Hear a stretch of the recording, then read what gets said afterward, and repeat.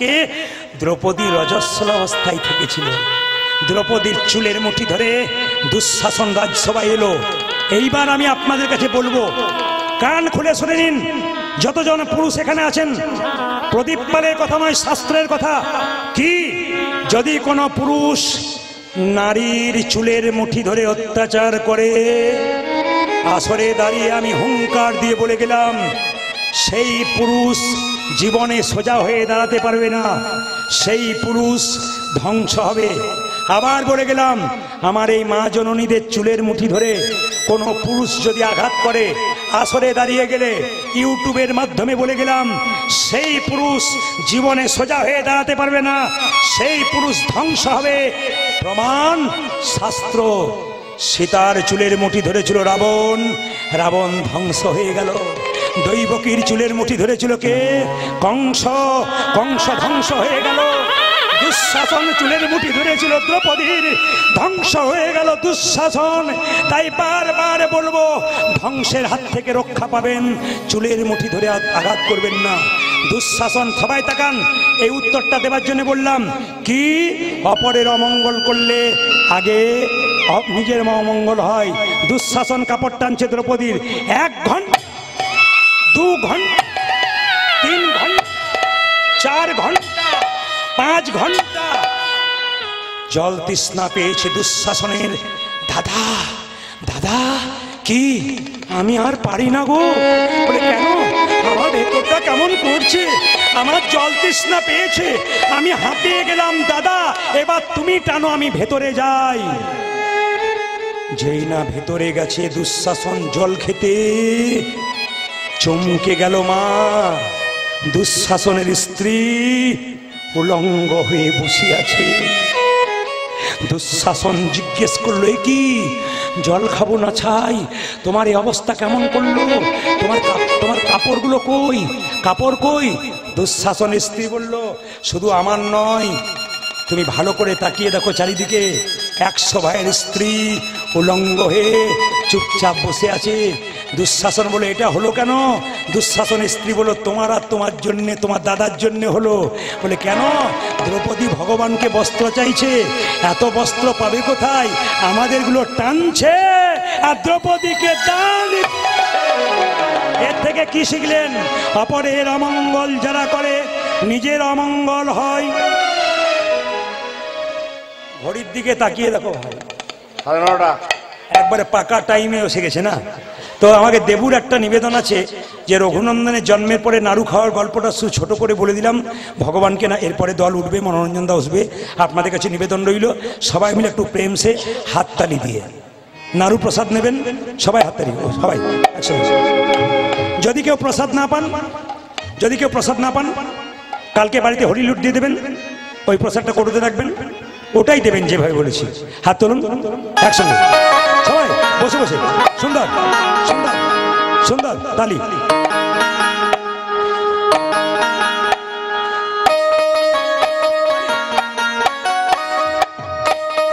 রাধারানীর কৃপা হয়, যেন কৃষ্ণের কৃপা হয়।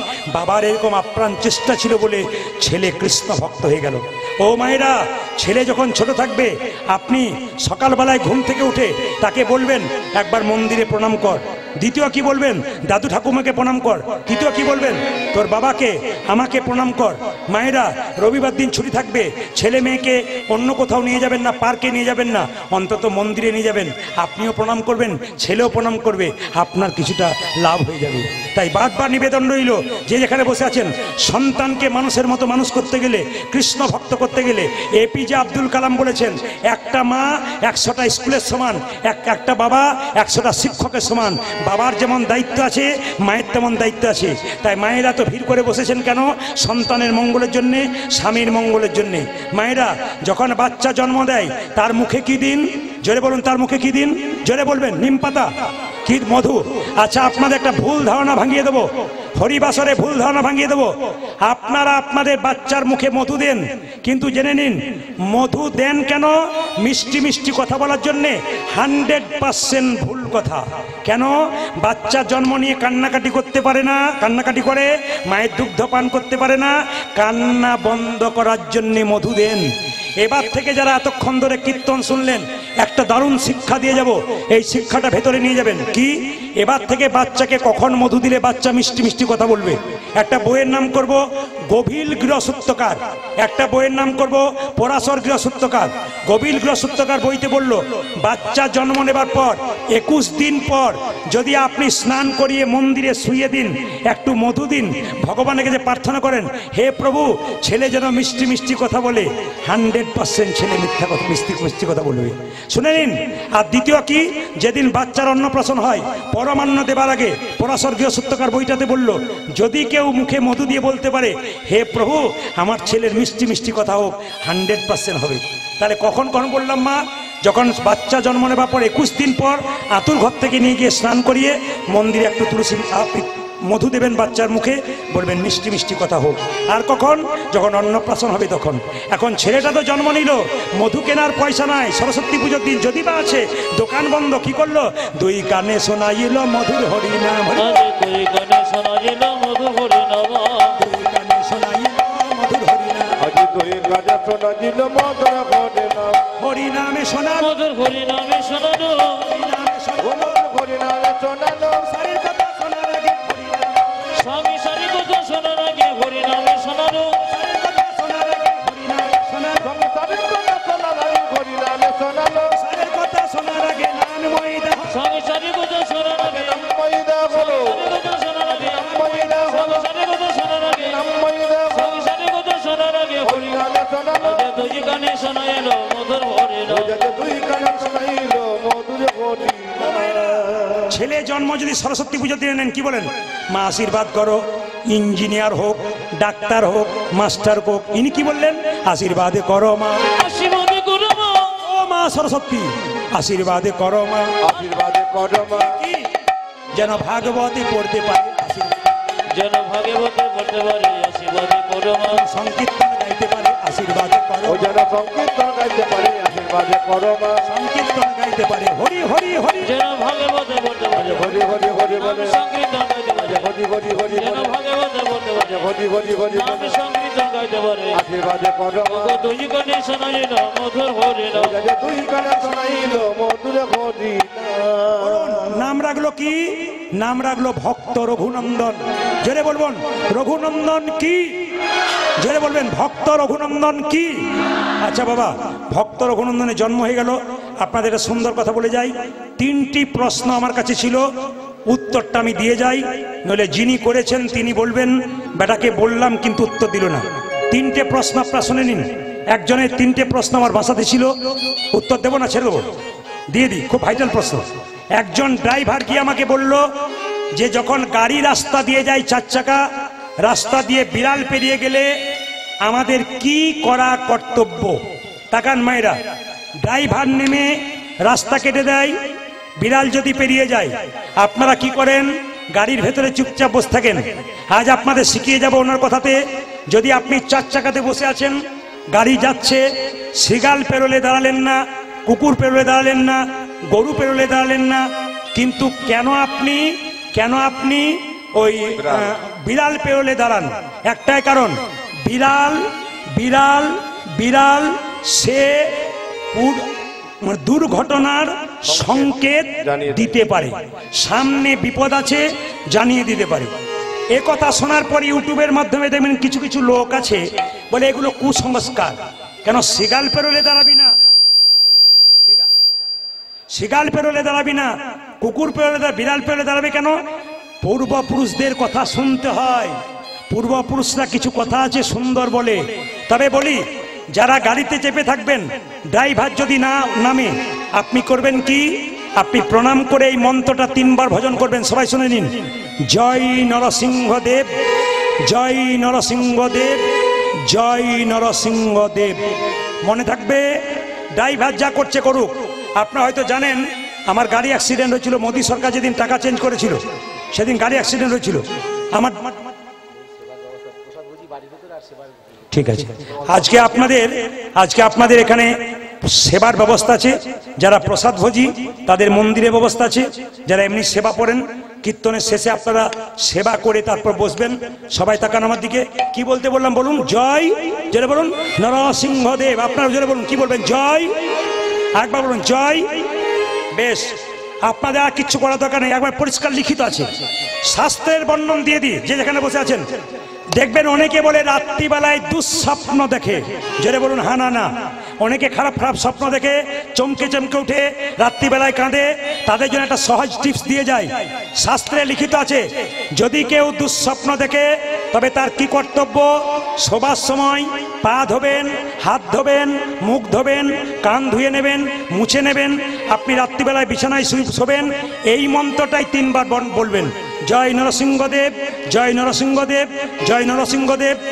আপনার আর 1 মাসের মধ্যে দেখবেন ভয়ঙ্কর স্বপ্ন আপনি দেখবেন না। 3 নম্বর প্রশ্ন যেটা ছিল ওটা বলবো কি বলবো না, মায়েরা বলবে।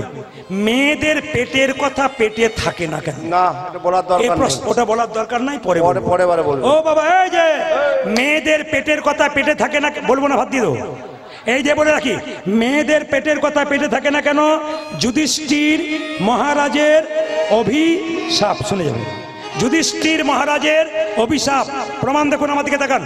অনেক মেয়েরা দেখবেন স্বামী রাত্রিবেলায় বলে, শুনছো একটি কথা বলবো, কাউকে বলো না। তোর মেয়েটিকে বলে, আমি নারদ নাকি পাড়ায় পাড়ায় বলে বেড়াবো, তুমি এমন বলছো, একবার বলেই দেখো তারপর কি করি।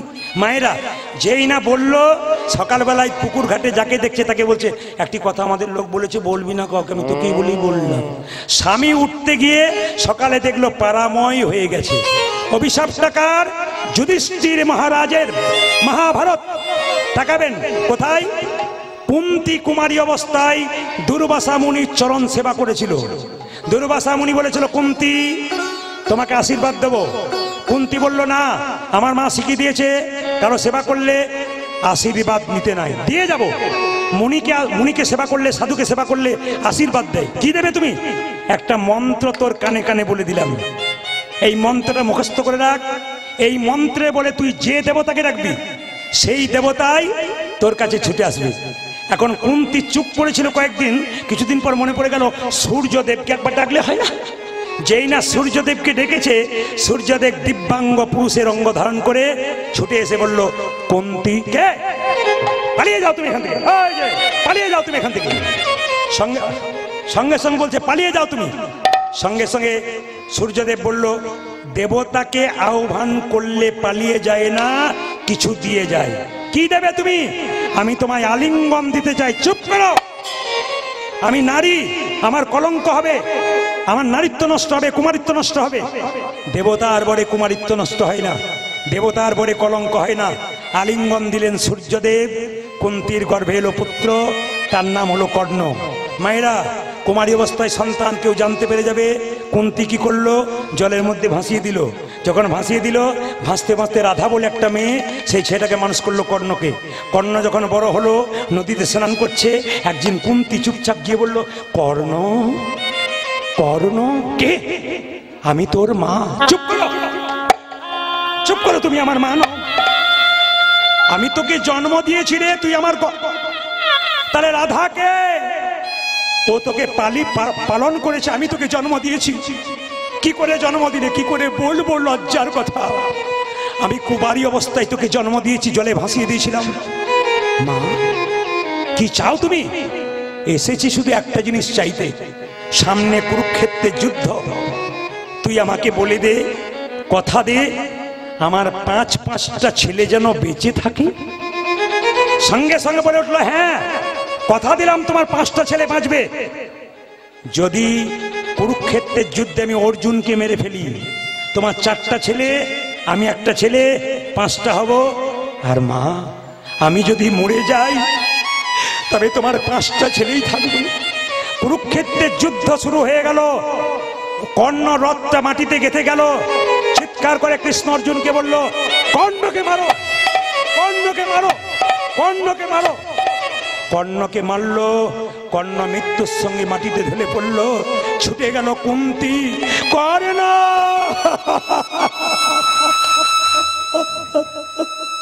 কর্ণ,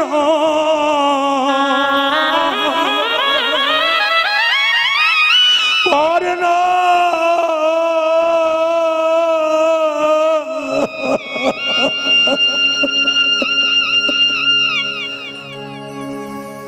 কর্ণকে জড়িয়ে ধরেছে। মা! যুধিষ্ঠির মহারাজ চিৎকার করে বলল, মা, এ তুমি কি করছো? ও তোমার শত্রু, কেন তুমি কোলে নিচ্ছ? ও তোমার বিপক্ষে যুদ্ধ করেছে, মরে গেল তো ভালো হলো তো। কুন্তী কেঁদে কেঁদে বলল, যুধিষ্ঠির, মা হয়ে ভেতরের কথাটা বলতে পারি নাই বাপ, তবে শুনে রাখ, যাকে তুই মারলি, ভাই হয়ে ভাইয়ের রক্ত দেখলি তুই। মা!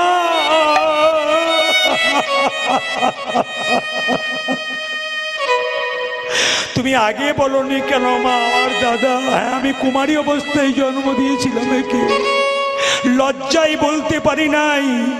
যদি আগে বলতে, তাহলে কুরুক্ষেত্রের যুদ্ধে আমি দাদার সাহায্য পেতাম। আমার হাতে দাদা। মা, তুমি যখন এত বড় গোপন কথা ভেতরে লুকিয়ে রেখেছিলে, তোমার উদ্দেশ্যে পৃথিবীর প্রত্যেকটি নারীকে অভিশাপ দিলাম। তোমার জন্য আজ থেকে পৃথিবীর কোনো মায়ের পেটে তাদের ভেতরের কথা থাকবে না, তারা বাহির করে ফেলবে। দোষটা আপনাদের নয়, দোষটা আপনাদের নয়, যুধিষ্ঠির মহারাজের অভিশাপ। এতক্ষণ ধরে যারা কীর্তন শুনলেন, রঘুনন্দনের জন্ম তো হলো, আপনারা যেভাবে এঁটে সেটে বসে আছেন, কিন্তু আমার মনে হচ্ছে আপনাদের ছাড়তে চাইছি না।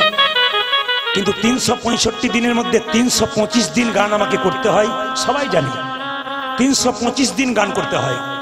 আমার সিজন আন সিজন বলে কিছু নেই, আপনাদের আশীর্বাদে প্রচুর চাপ আমার, এই জন্য সবাইকে সবসময় ডেট দিতে পারি না। দেবুর ভালোবাসার স্বার্থে লক্ষণ আছে, দেবু আছে, উত্তম বাবু এখানে আছে, অসুস্থ আছেন কোথাও, হয়তো দেখতে পাচ্ছি না। 3 জনের সঙ্গে আমার খুব পরিচয়, আপনাদের সঙ্গে আমার সম্পর্ক হয়ে গেল। শুধু একটা কথা বলতে চাই, মন দিয়ে শুনবেন, অপরের অমঙ্গল কেউ করবেন না, তবে নিজের অমঙ্গল আগে হয়। আবার একটু মহাভারতে যাব, তাকাবেন। কি? শিশুপালের যখন জন্ম হলো, 3টে চোখ, 4টা হাত। শিশুপালের মা কাঁধে করে নিয়ে যাচ্ছে, মাথায় করে জঙ্গলে ফেলতে। আকাশবাণী হলো, মা, ছেলেকে ফেরত নিয়ে যাও। কি করব? রাক্ষস ছেলে বলে ফেলতে এসছো? তোমার ছেলেকে সবাই দেখতে আসবে, এমন একজন দেখতে আসবে যে দেখার সঙ্গে সঙ্গে তোমার ছেলের 2টো হাত, 1টা চোখ খসে পড়বে, জানবে তারই হাতে তোমার ছেলের মৃত্যু হবে। কে এসেছিল মা? কৃষ্ণ। আমি কেন বলছি এটা আপনারা সবাই জানেন গল্পটা, কেন বলছি শেষ জায়গাটা শুনবেন। কেন বলছি? অপরের অমঙ্গল করলে আগে আপনার হয়, প্রমাণ দেখুন। সঙ্গে সঙ্গে শিশুপাল শুয়ে আছে ভাইয়ের কোলে, কৃষ্ণ এলো, সঙ্গে সঙ্গে 1টা চোখ, 2টো হাত খসে পড়ে গেল। তার মা জিজ্ঞেস করলো, কৃষ্ণ, আমি তোর কে? পিসি। এ তোর কে? ভাই। কথা দে কৃষ্ণ, কি? শত অপরাধ করলে ক্ষমা করে দিবি? পিসি, আইন রাখবো, ফাঁক রেখে দেবো। শত অপরাধ করলে ক্ষমা করব, 101 করলে ক্ষমা করব না। যুধিষ্ঠির মহারাজ রাজ্যযজ্ঞ করলো, কৃষ্ণকে সভাপতি করলো, সবাই মেনে নিল, একজন মানল না। শিশুপাল চিৎকার করে বলল, কে লম্পট? চোর! তুমি লম্পট! তুমি চোর! তুমি লম্পট! তুমি চোর! কৃষ্ণ বলল, শিশুপাল, বলে যা, তোর তো 100টা বলার কথা, তারপর দেখ আমি কে বটি। 101 হয়ে গেছে। কৃষ্ণ সুদর্শন চক্র দিয়ে শিশুপালের মস্তক ছেদন করে দিল। কৃষ্ণের আঙুলটা কেটে গিয়েছিল, সামনে দ্রৌপদী দাঁড়িয়েছিল, নিজের কাপড়টা টুকরো করে কেটে কৃষ্ণের আঙুলে বাঁধলো। কৃষ্ণ বলল, দ্রৌপদী, এই কাপড় তুমি একদিন অনেক করে পাবে। কোন দিন? বস্ত্রণের দিনে। এই পর্যন্ত জানেন। এবার শুনুন, দ্রৌপদীর বস্ত্রণ হচ্ছে, 1 হাতে কাপড়টা ধরে আছে, 1 হাতে ভগবানকে ডাকছে। নারদমুনি কৃষ্ণকে বলল, কৃষ্ণ, কি? অসহায় নারী কাপড় চাইছে, তুমি দিচ্ছ না কেন? কৃষ্ণ বলল, নারদ, দ্রৌপদীর পরীক্ষা নেবার জন্য প্রস্তুত, দ্রৌপদী পরীক্ষা দেবার জন্য প্রস্তুত নয়। বলে কেন? আমাকে এক হাতে ভরসা করেছে, এক হাতে ডাকছে। শোনো নারদ, এ জগতে যে দুহাত তুলে ডাকে না, সে আমার কৃপা এখনো দিতে পারে না। দ্রৌপদী বলে উঠল, যা কিছু আমার সকলই তোমার, সকলই তোমার, আমার কেবল তুমি, প্রভু আমার কেবল তুমি, জীবনে মরণে জনমে জনমে জনমে প্রাণনাথ হই তুমি, প্রাণনাথ হইও তুমি। তাকান, কত দামি কথা আছে, তাকাবেন একবার এইদিকে, কত দামি কথা আছে। দ্রৌপদীর যেদিন বস্ত্র ছিল, শুনলে চমকে যাবেন। ৮০,০০০ লোক চেয়ারে বসে আছে, একটা মেয়ের কাপড় টানা হবে বলে। আরো শুনলে অবাক হবেন, সেদিন দ্রৌপদী মায়েরা যেমন ৪ দিন রজস্বল অবস্থায় থাকে, দ্রৌপদী রজস্বল অবস্থায় থেকেছিল। দ্রৌপদীর চুলের মুঠি ধরে দুঃশাসন রাজসভায় এলো। এইবার আমি আপনাদের কাছে বলবো, কান খুলে শুনে নিন। যতজন পুরুষ এখানে আছেন, প্রদীপ পালের কথা নয়, শাস্ত্রের কথা। কি যদি কোনো পুরুষ নারীর চুলের মুঠি ধরে অত্যাচার করে, আসরে দাঁড়িয়ে আমি হুঙ্কার দিয়ে বলে গেলাম, সেই পুরুষ জীবনে সোজা হয়ে দাঁড়াতে পারবে না, সেই পুরুষ ধ্বংস হবে। আবার বলে গেলাম, আমার এই মা জননীদের চুলের মুঠি ধরে কোনো পুরুষ যদি আঘাত করে, আসরে দাঁড়িয়ে গেলে ইউটিউবের মাধ্যমে বলে গেলাম, সেই পুরুষ জীবনে সোজা হয়ে দাঁড়াতে পারবে না, সেই পুরুষ ধ্বংস হবে। প্রমাণ শাস্ত্র। সীতার চুলের মুঠি ধরেছিল রাবণ, রাবণ ধ্বংস হয়ে গেল। দৈবকীর চুলের মুঠি ধরেছিল কে? কংস, কংস ধ্বংস হয়ে গেল। দুঃশাসন চুলের মুঠি ধরেছিল দ্রৌপদীর, ধ্বংস হয়ে গেল দুঃশাসন। তাই বারবার বলবো, ধ্বংসের হাত থেকে রক্ষা পাবেন, চুলের মুঠি ধরে আঘাত করবেন না। দুঃশাসন, সবাই তাকান, এই উত্তরটা দেবার জন্য বললাম। কি অপরের অমঙ্গল করলে আগে নিজের অমঙ্গল হয়। দুঃশাসন কাপড় টানছে দ্রৌপদীর। 1 ঘন্টা, 2 ঘন্টা, 3 ঘন্টা, 4 ঘন্টা, 5 ঘন্টা জল তৃষ্ণা পেয়েছে দুঃশাসনের। দাদা, দাদা, কি আমি আর পারি না গো। বলে কেন? আমার ভেতরটা কেমন করছে, আমার জল তৃষ্ণা পেয়েছে, আমি হাঁপিয়ে গেলাম। দাদা, এবার তুমি টানো, আমি ভেতরে যাই। যেই না ভেতরে গেছে দুঃশাসন জল খেতে, চমকে গেল মা। দুঃশাসনের স্ত্রী উলঙ্গ হয়ে বসে আছে। দুঃশাসন জিজ্ঞেস করলো, এ কি, জল খাবো না ছাই, তোমার এই অবস্থা কেমন করলো? তোমার কাপড়গুলো কই, কাপড় কই? দুঃশাসনের স্ত্রী বলল, শুধু আমার নয়, তুমি ভালো করে তাকিয়ে দেখো চারিদিকে, 100 ভাইয়ের স্ত্রী উলঙ্গ হয়ে চুপচাপ বসে আছে। দুঃশাসন বলে, এটা হলো কেন? দুঃশাসনের স্ত্রী বলল, তোমার আর তোমার জন্যে, তোমার দাদার জন্যে হলো। বলে কেন? দ্রৌপদী ভগবানকে বস্ত্র চাইছে, এত বস্ত্র পাবে কোথায়? আমাদেরগুলো টানছে আর দ্রৌপদীকে দান। এর থেকে কি শিখলেন? অপরের অমঙ্গল যারা করে, নিজের অমঙ্গল হয়। ঘড়ির দিকে তাকিয়ে দেখো ভাই, 9:30। একবারে পাকা টাইমে এসে গেছে না। তো আমাকে দেবুর একটা নিবেদন আছে যে রঘুনন্দনের জন্মের পরে নাড়ু খাওয়ার গল্পটা ছোট করে বলে দিলাম ভগবানকে না। এরপরে দল উঠবে, মনোরঞ্জন দা আসবে। আপনাদের কাছে নিবেদন রইল, সবাই মিলে একটু প্রেম সে হাততালি দিয়ে নাড়ু প্রসাদ নেবেন। সবাই হাততালি, সবাই একসঙ্গে। যদি কেউ প্রসাদ না পান, যদি কেউ প্রসাদ না পান, কালকে বাড়িতে হরি লুট দিয়ে দেবেন, ওই প্রসাদটা করতে রাখবেন, ওটাই দেবেন যেভাবে বলেছি। হাত তুলুন একসঙ্গে সবাই বসে বসে। সুন্দর সুন্দর সুন্দর তালি।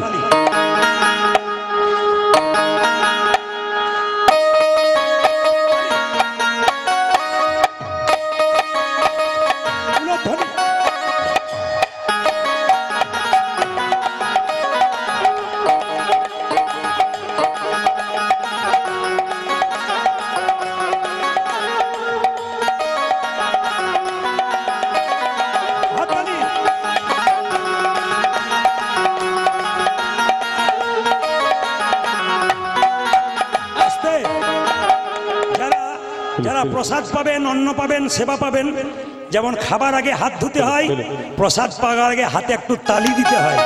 সবাই মিলে হাততালি দেবেন। আমার ফোন নাম্বার যারা চান ওখানে গিয়ে তাদেরকে বলে দিই নাম্বারটা লোড করে নেবেন। ইউটিউবের মাধ্যমে লোড হচ্ছে, এরা যখন ছাড়বে আপনারা দেখতে পাবেন। সব ইউটিউবার যারা আছেন তারা ছাড়বেন, নাম্বারটা বলে দিচ্ছি 62 96 14 14 27, 62 96 14 14 27 এই নাম্বারে কল করবেন। 1 বছর আগে কথা বলতে হয়। হাত তুলুন, হাত তুলুন, তালি বাজাও বাজাও বাজাও, তালি।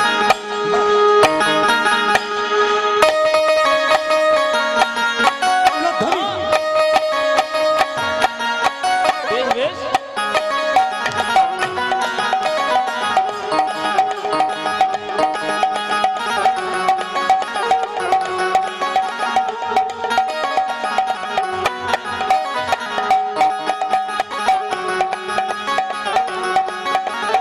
হাত তুলে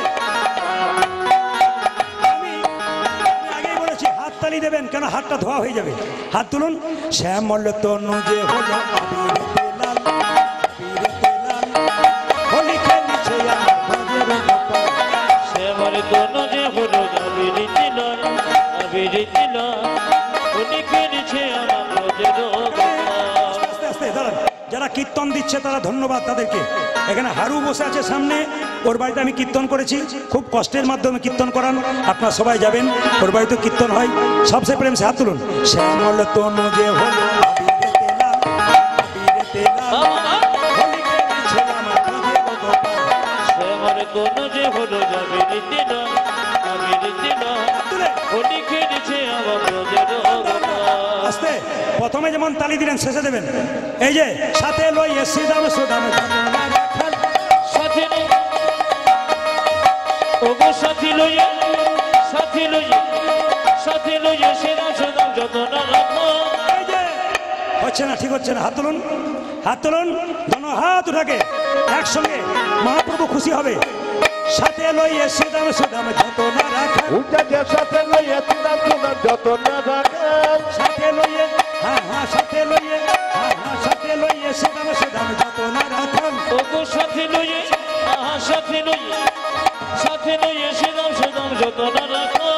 হোলি খেলিছে আমার ভজের গোপাল। যে শ্যামল তনু যে হলো আবিরিতি লয়, আবিরিতি লয়, উনি খেলেছে আমার ব্রজের গোপাল। উঠেছে শ্যামল তনু যে হলো আবিরেতে লাল, আবিরেতে লাল, হোলি খেলিছে আমার ভজের গোপাল। রাধারে রং দেবে বলে ধরিল পিচকারি, ধরিল পিচকারি, লাল রঙে রাঙাইল নীল রঙে সাদা। ওগো রাধারি রং, রাধারি রং, রাধারি রঙের বলে ধরিল পিকারি, ধরিল পিকারি, লাল রঙে রাঙারে রঙের রঙের এই যে, সাজে। আবার হাত তুলতে চাই, জোরে হাত তুলুন। ও মায়েরা, জোরে। আস্তে। ভাবছো বসে চলবে কিসে, তুমি ভাববার কে? যিনি ভাববার তিনি ভাবছেন, তুমি ভাবো তাকে। হাত তুলুন। রাধারে, রাধারে রং দেবে বলে ধরিল পিচকারি, ধরিল পিচকারি, লাল উঠেছে রাধারে রং, রাধারে রং, এই রাধারে রং দেবে বলে ধরিল পিঙ্কারি, ধরিল পিঙ্কারি, লাল রঙে রাঙা দিল নীল রঙের শাড়ি। রাধা বলে রং দিও না দোহাই নন্দনা, রাধা বলে রাইলিও না দোহাই নন্দনা, রাধা বলে রং দিও না দোহাই নন্দনা। উঠেছে রাধা বলে রং দিল না দোহাই নন্দনা। হোলি খেলিছে আমার ভজের গোপাল। শ্যামল তনু যে হলো আবিরিতি লয়, আবিরিতি লয়, উনি খেলেছে আমার ব্রজের গোপাল। শ্যামল তনু যে হলো আবিরেতে লাল, আবিরেতে লাল, হোলি খেলিছে আমার ভজের গোপাল। শ্যামল তনু যে হলো আবিরিতি লয়, উনি খেলেছে আমার ব্রজের গোপাল। শ্যামল তনু যে হলো আবিরেতে লাল, হোলি খেলিছে আমার ভজের গোপাল। দল আসবার আগে শেষ গান। হাত তুলুন। শেষ গান দেখবো, দাঁড়াবেন না কেউ, বসে বসে সবাই হাত তুলুন। কৃষ্ণ বলে, কৃষ্ণ বলে, তুলবেন বাহু তুলে, দুটি বাহু তুলে, রে মা চলো রে মো বৃন্দাবনে। হাত তুলুন, হাত তুলুন, হাত তুলুন। 1